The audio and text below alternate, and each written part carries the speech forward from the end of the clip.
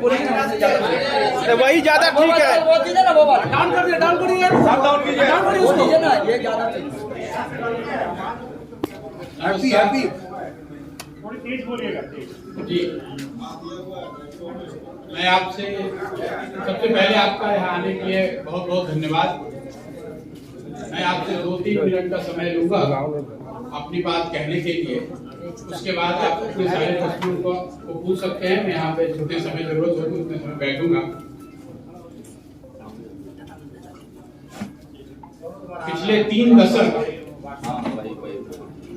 पिछले 3 दशक बिहार में लालू जी और नीतीश जी का राज रहा है। पहले 15 साल लालू जी और फिर अभी 14-15 साल से नीतीश जी बिहार के मुख्यमंत्री हैं। लालू जी और उनके समर्थकों का ऐसा मानना है कि पहले 15 साल जिस समय उनका राज रहा, उस समय सामाजिक न्याय की बात हुई। जो समाज में आर्थिक या सामाजिक रूप से पिछड़े लोग थे, उनको उनकी सरकार ने आवाज दी। उसके बाद के 15 साल 2004 के बाद से जब नीतीश जी मुख्यमंत्री हैं, उनके और उनके समर्थकों का ऐसा मानना है कि उन्होंने आर्थिक विकास और दूसरे सामाजिक पहलुओं पर ध्यान दिया है और बिहार का विकास किया है।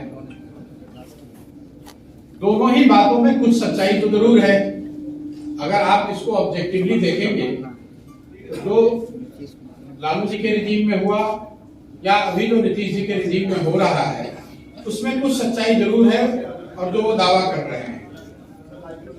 लेकिन जितना उनके दावों में सच्चाई है, उतना इस बात में भी सच्चाई है कि बिहार आज 30 वर्ष के लालू जी और नीतीश जी के राज के बाद देश का सबसे पिछड़ा और देश का सबसे गरीब राज्य है।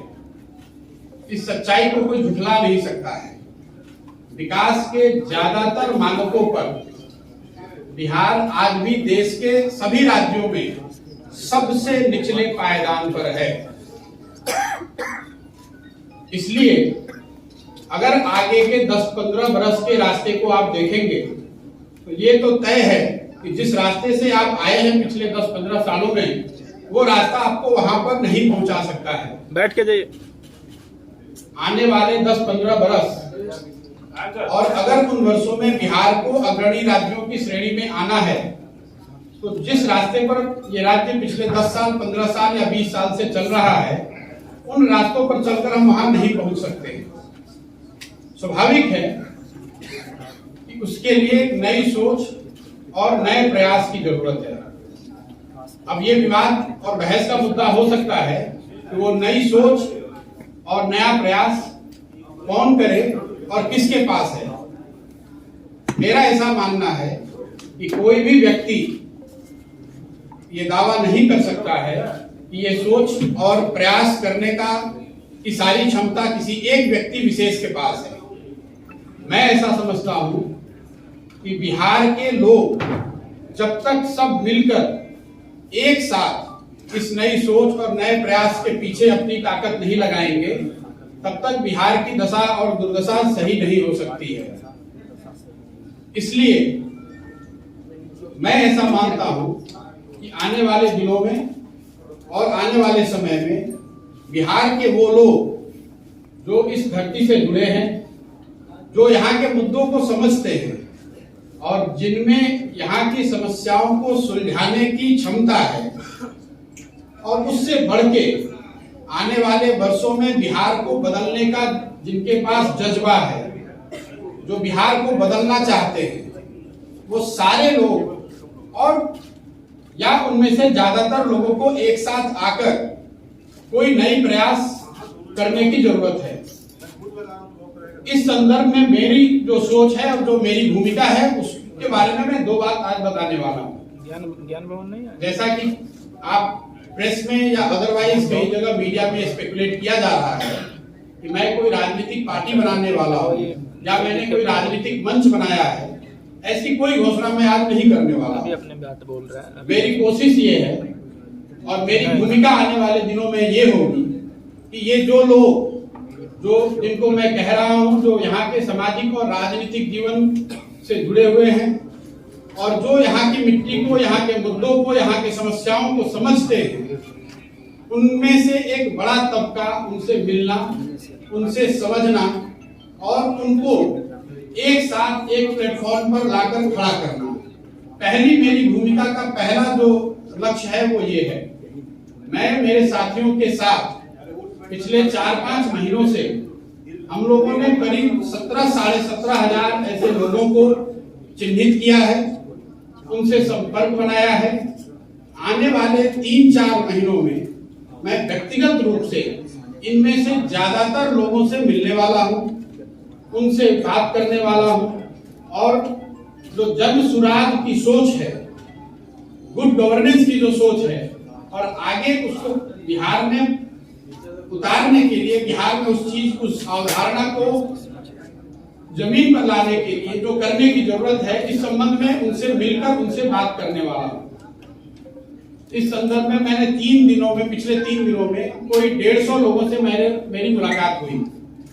सैंपल के तौर पे जो 17,500-18,000 लोग हम लोग के साथ जुड़े हुए हैं, उसमें समाज के अलग अलग वर्गों के लोग, अलग अलग पृष्ठभूमि के लोग, राजनीतिक और गैर राजनीतिक दोनों। और मेरा अनुभव पिछले 3 दिन का ये रहा है कि करीब 90% लोग इस बात से पूरी तरह इत्तेफाक रखते हैं कि बिहार में एक सामूहिक नए सोच और नए प्रयास की जरूरत है। तो मेरी पहली घोषणा ये है कि अगले 3 से 4 महीनों के अंदर इन 17,500-18,000 लोगों के साथ संवाद स्थापित करना, उनसे समझना, उनसे जन सुराज की परिकल्पना के बारे में चर्चा करना और अगर उनकी सहमति हो तो उनको इसका भागीदार बनाना, ये पहला लक्ष्य है। अगर इनमें से एक बड़ा वर्ग 2,000, 5,000, 3,000, मैं कोई संख्या अभी आपको एक संख्या नहीं बता सकता हूं, लेकिन इसमें से बड़ी संख्या में लोग अगर एक साथ आए, एक प्लेटफॉर्म या एक अभियान के तहत जुड़कर आते हैं और वो मिलकर ऐसा तय करते हैं कि हमें किसी राजनीतिक संगठन या पार्टी की जरूरत है, तो उस पार्टी की घोषणा उस समय करी जाएगी। अगर वो पार्टी बनती भी है तो वो पार्टी प्रशांत किशोर की पार्टी होगी, ऐसी बात नहीं है। वो उन सबों की पार्टी होगी जो इस परिकल्पना से जुड़कर इस राजनीतिक संगठन के निर्माण में अपनी भागीदारी देना चाहते हैं। ये काम मुझे ऐसा लगता है कि अगस्त या सितंबर तक पूरा कर लिया जाना चाहिए। ये आज की घोषणा का एक पहलू है। दूसरा पहलू जो है, जो ज्यादा महत्वपूर्ण है, वो बिहार के लोगों तक पहुंचना, बिहार के गांव, शहर, गली मोहल्ले तक पहुंचना, लोगों को जन सुराज की परिकल्पना, इस सोच के बारे में बताना, उनसे उनका व्यू पॉइंट लेना, उनकी समस्याओं और उनके आगे के भविष्य के बारे में जो उनकी अपेक्षा, आशा, आकांक्षाएं हैं, उनको समझने का प्रयास करना।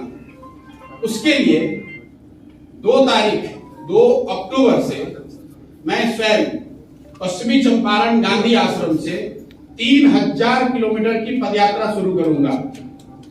जब तक बिहार के सारे गांव, शहर, गली मोहल्ले, जो जितने लोगों को व्यक्तिगत तौर पे पहुंचा जा सकता है, वो पूरा ना कर लिया जाए। हम लोग का अनुमान है कि 3,000 किलोमीटर अगर हम जाते हैं तो उसमें ज्यादातर एरिया हम कवर कर पाएंगे।